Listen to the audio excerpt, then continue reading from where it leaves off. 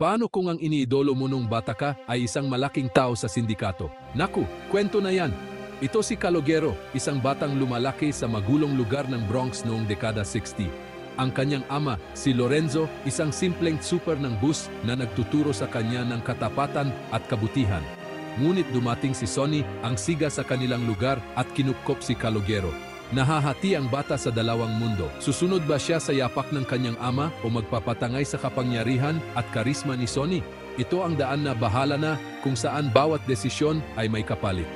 Sa paghahanap ng kanyang lugar sa gitna ng katapatan, pag-ibig at prinsipyo, umibig si Calogero kay Jane, isang babaeng may ibang lahi. At sa panahong iyon, bawal ang ganitong uri ng pag-ibig, mga kaibigan na nahuhumaling sa buhay sindikato at isang ama na desperadong inilalagay ang kanyang anak sa tamang landas. Sino ang paniniwalaan ni Calogero? Sino ba talaga ang gusto niyang maging? Ang A Bronx Tale ay hindi lamang basta pelikula. Ito ay kwento kung paano hinuhubog ng ating mga desisyon ang ating kapalaran. Makakawala kaya si Calogero sa masalimuot na sitwasyon o lalamunin na lang siya ng kalye ng Bronx? Alamin sa pelikulang A Bronx Tale.